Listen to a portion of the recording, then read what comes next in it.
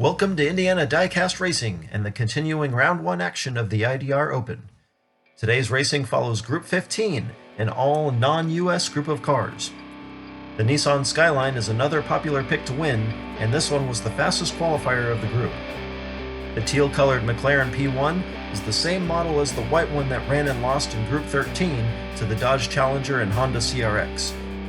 I really hope he makes it through because I'm a big fan of the McLarens. A few more grams of weight would really make most of them a lot more competitive. The Jaguar F-Type is probably the dark horse of this group.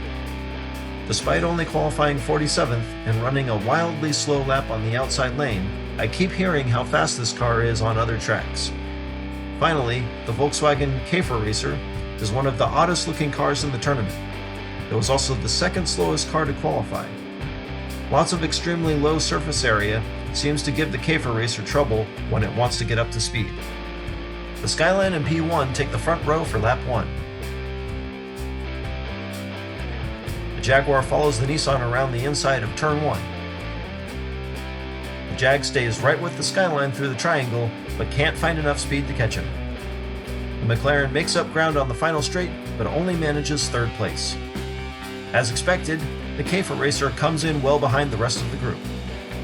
The McLaren and Jaguar will swap spots, and maybe following the Nissan down the first hill will help the P1.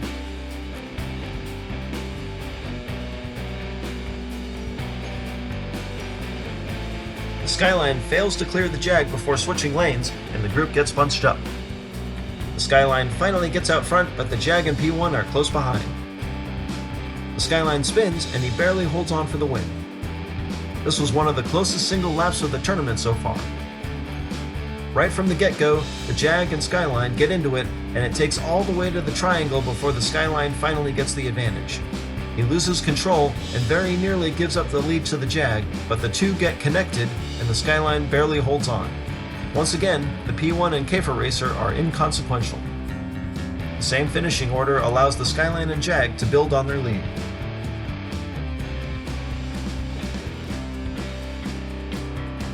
They take off on lap 3, and the Jaguar beats the Skyline around turn 1. He builds a big lead going into the triangle, and he gets sideways. He slides again, and the Skyline catches him. The Skyline turns into the Jag and steals the win. The Jaguar must be utterly gutted, as he had been running a very impressive lap. First, flying out of the gate and building a huge lead through the triangle, only to get sideways and ultimately let the Skyline take advantage. The Nissan's move on the final straight was a little dirty, but it almost cost both of them, as the P1 comes flying up on the back of the Jag.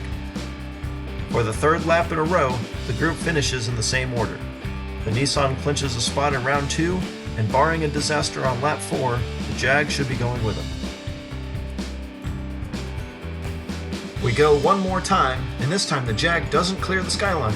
It's chaos, and the Skyline gets shoved off the track. The Jag jumps way out front, and he's so confident he's driving backwards. No one's gonna catch him, and the Jaguar takes lap 4. Looks like the Jag turned down into the Skyline, gets sideways, and the resulting collision going into turn 2 causes the Skyline to spin, and the McLaren just drives him right into the viewing area.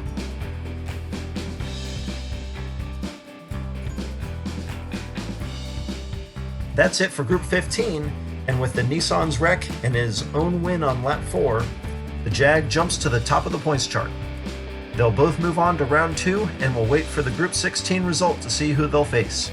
I look forward to the next round when the Jag may potentially be starting on the inside lane.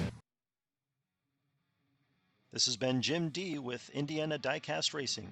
Check in again soon for more Round 1 action.